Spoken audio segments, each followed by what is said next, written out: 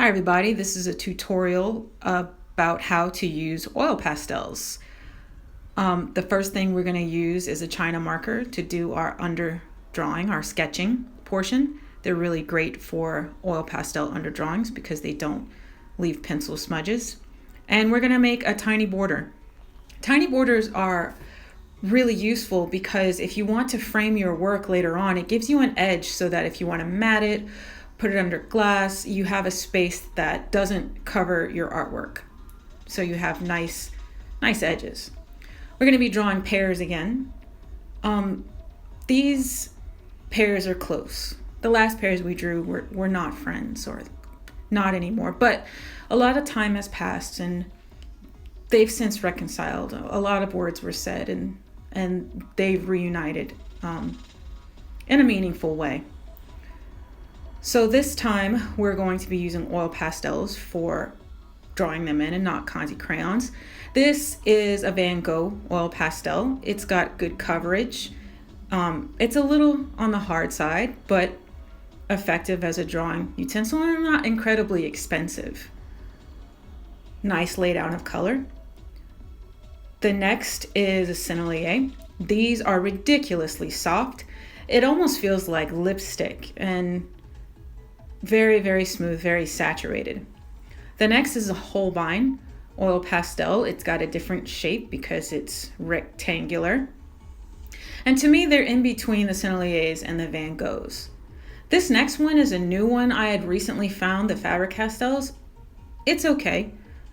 Nothing to complain about. It's kind of in between. It's more similar to the Van Gogh. And this is a tortillon. This is going to be our blending apparatus. It's much better than using your fingers because you get really controlled smudging, whereas using your finger, it's much blunter as a tool. And also, I really do think it's a little bit on the gross side because you're leaving all your finger grease in your artwork. We're also going to use a paper towel to wipe off our tortillon after we've smudged so that we keep a cleaner edge so that we're not muddying our colors. And so this is roughly how they smudge or how oily they are. They are oil pastels. So now I'm going to show you two techniques for blending one color to the next. So we're going to be using a Van Gogh white. And we're going to put the white right next to the blue, not over it, not quite yet. And we're going to use our tortillon to blend one color into the blue into the white. So we're going to smudge that edge out first. And then we're going to wipe the tip of the tortillon off and then use that to smudge along the top line where the white is. This is because I want to keep that white edge clean. The reason why I clean the edge of that tortillon is because I want that white to stay pure. If I was to leave that blue on the tip of it, the fade from the blue to the white would get muddier and muddier. This way I get to get a really nice, clean gradient. The second way to blend oil pastels is to lay down a color first, and this works better with the Holbein or the Van Gogh because they're a little stiffer. And then you're going to use your blending color, usually the lighter color, to go straight into that edge and blend it out that way. And that is kind of an organic look. But notice how we have this blue on the edge of our white. We're going to do the same thing we did like with the tortillon. We're going to wipe that off. Now, one of the things about the Holbeins that's interesting is that you can use that rectangular edge to get some really nice, sharp precision lines. And the way to keep that edge is to keep it sharp by cutting it with a razor blade. So you take a oil pastel that maybe is more round on the end than what you prefer, and you take your razor blade and you chop it off gently. It's not a guillotine, but now you can see you have the really nice sharp corners for doing some nice line detail work. Something else that's a really cool trick that you can use with a tortillon, especially one that's really stiff on the edge, is really, it's a scratchboard technique. So you lay down one of the harder pastels, so Van Gogh, Holbein, or the Faber-Castell, and then you take a really soft pastel, in this case a Sennelier, and lay it right on top, and you see how they don't really blend. It kind of sits. And then you use your tortillon like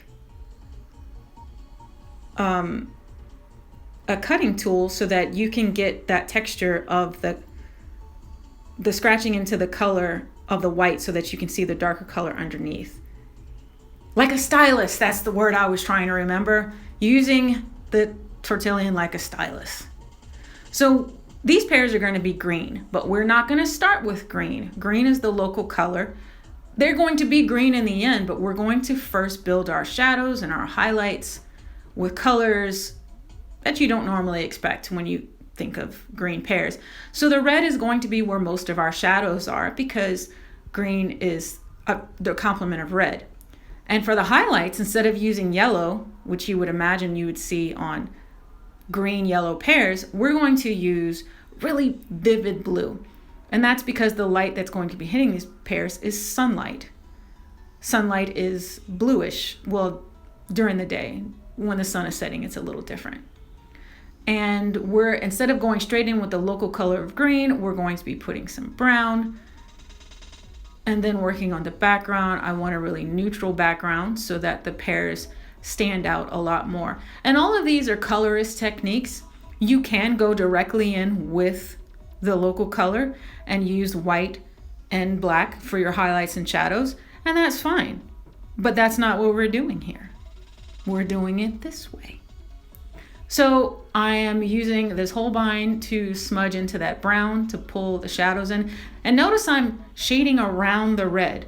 And be very careful to wipe off any of that color that you don't want smudged from your oil pastel, because once it's in there and you've blended it out into the next color, it's really tricky to get rid of it. This is a swatch sheet. I suggest making one of those so that you know exactly what colors you have, and that way you're not constantly testing things out and not knowing what you're getting. Once again, be careful of that edge. You don't want to pull that red into, or I don't want to pull that red into the rest of my background. And then another thing to notice is that I'm doing the background at the exact same time as I'm shading in the pears. I'm not doing the pears and then the background, or background and then the pears. It's all happening simultaneously. And that allows everything to develop at the exact same time. And I think I've said this before, where everything ends up on the same plane. You don't have something sitting on the top like a sticker with a weird edge. Speaking of edges, when you go around anything that touches a color and you're using white, you need to make very careful that you don't pick any of it up and smudge it out with your white like I just did. If you don't like what you saw, you can kind of scratch it with your fingernails and color right on top of it. That doesn't always work, but in this case, it worked well enough. And then for my background, I'm going to shade the bottom a little bit more because it's a little too dark for my taste for this particular drawing. And then once that's done, you start thinking about your building up your colors. So now I'm going to be laying some blue right on top of the red. And fun fact, if you put blue on top of red, you don't always get purple. Sometimes you get a really nice, dark, almost blackish color, which, since I don't normally use black, that's normally what I do. Put dark blue on red. It works a lot better if your red is really warm and your blue is really cold. And now we're going to build up even more colors. So we're going to be moving on to our local colors. And local colors are the color that something actually is. But I'm not going to add it in all at once. I'm going to slowly build into that orange color. And remember, if you mix green and orange, you get a much more natural looking green than something artificial. Now, I don't mind artificial, but in this case, I'm trying to do something a little bit more natural. Speaking of a natural, this is a highlighter green looking shade. Adding where the local color is going to be a little bit more concentrated in the shadows. And here I am going with a really bright spring green right on top of that aqua highlight. And so we get a really good perspective of what daylight does, as opposed to indoor light or the sunset or the sunrise or light from street lights or whatever. This is a yellow ochre-like color that I'm going back over that green with because it was a little too unnatural. The yellowish ochre color helps to tone down that green a little bit.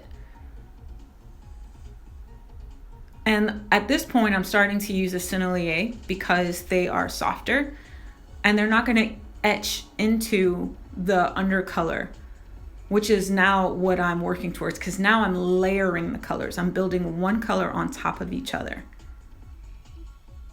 I really like oil pastels. I hadn't used them in a long time. And then I was encouraged to pick it back up by a student of mine, and I just have really leaned into using them like a crazy woman. I just can't stop. I'm using them all the time now. Like every day. It's out of control. I think I need help. No, I don't. It's okay to go a little crazy with your supplies, especially when you're excited about what you're doing. And what I'm doing right now is building up my shadows. The reason why I did it this way, instead of putting the brown first and then putting the shadow on top of the table or surface, is because I want everything to look like it all exists in the same space. So the red is from the shadow of the pear, and then I go with the local color on top of that. And then I also put in some green because of the reflected light from the pears. Now it's time to do the smudging with the tortillon. You can do this in such a way that's really, really slick and blended in. And sometimes I like to do that, and that's really rad.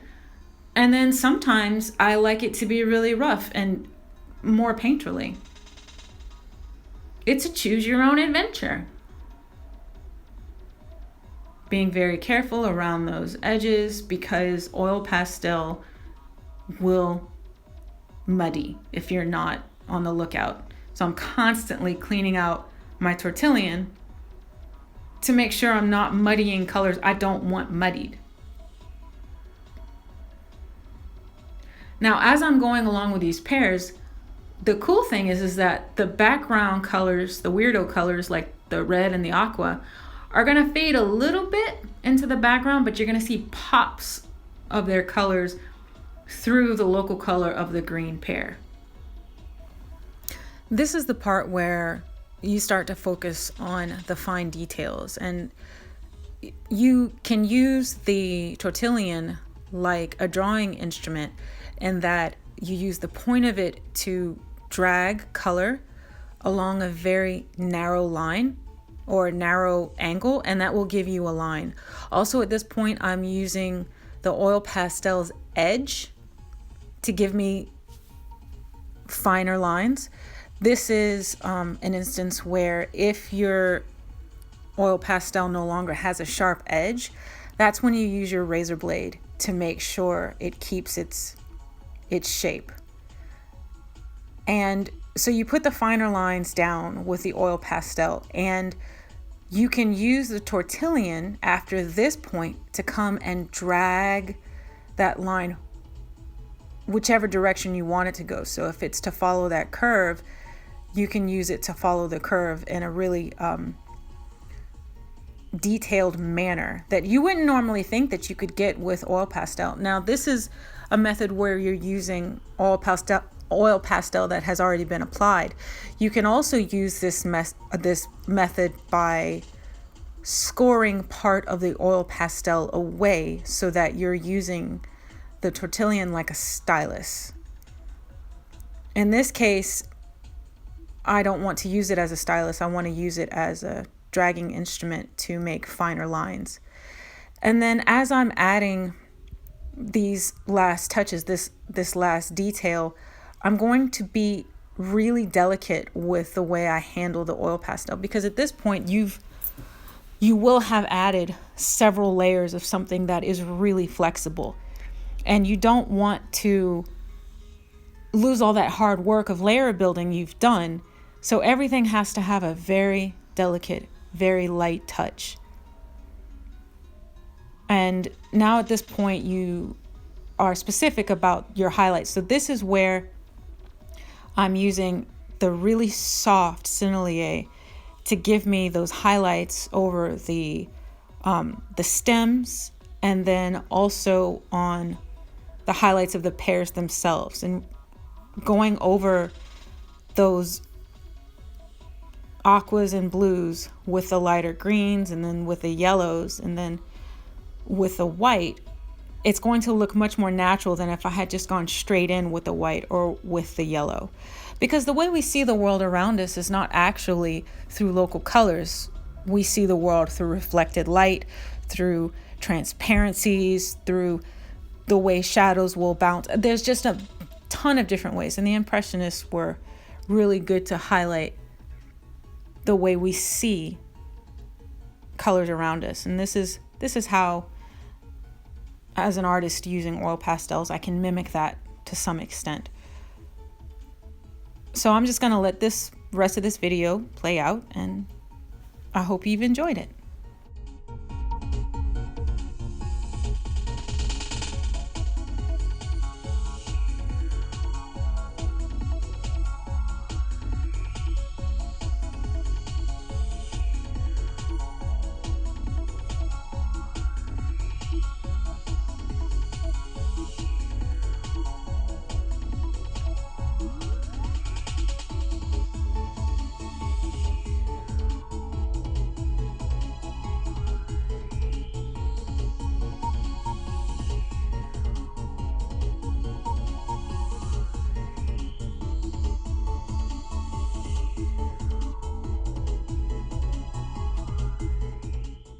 And this is the final product, the close-up with the detail of the pears in oil pastel.